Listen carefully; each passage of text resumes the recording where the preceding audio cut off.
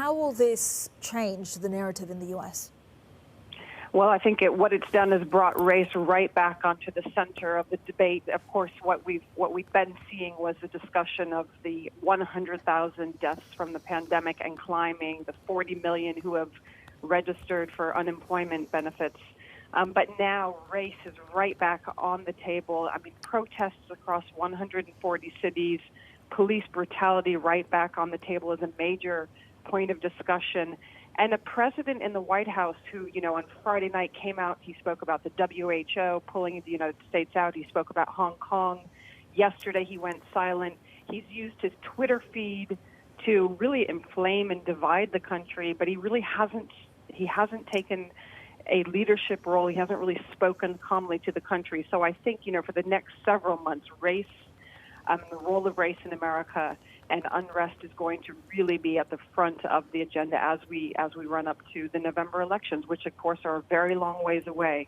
But I think that's going to be at the center of the debate. And certainly as we begin to think about who the vice presidential candidate will be, I think that's going to weigh in quite a lot into Biden's decision.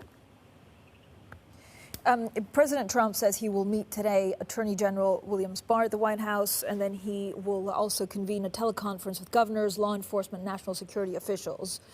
What can he change, Leslie?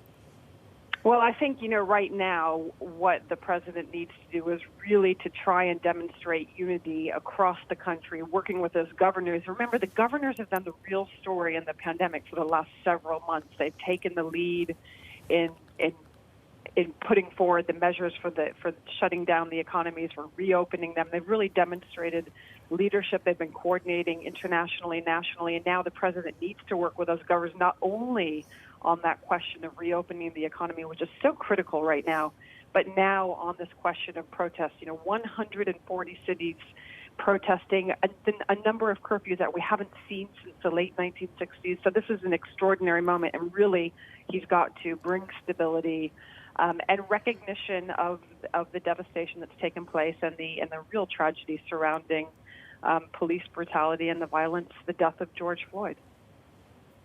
Leslie, how will this play into the election campaign?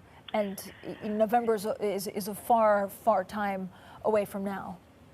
It is a far time from now. I mean, as we've seen in the polling right now, in the popular numbers, of course, it varies state by state, but the polling has Joe Biden ahead overall by about 10%. But even in states like Florida, he's up by about 4%. He's up in most of the swing states, a little bit less so in Wisconsin. That could change a lot, but right now we've seen Biden come out a bit more onto the national stage. He's been quite quiet. He's clearly out talking with protesters. He's made a statement, and so I think it plays to his strength. In the short term, harder to say in the long run. A lot, again, is going to come down to, I think, who he chooses as his vice presidential candidate. I think there will be a lot of desire and pressure for him to choose an African-American female. But we are weeks away, we are months away from that election, and so much will have to do with what happens in the economy as we begin to see that reopening, how much, what happens with those unemployment numbers. We're at about 15% right now.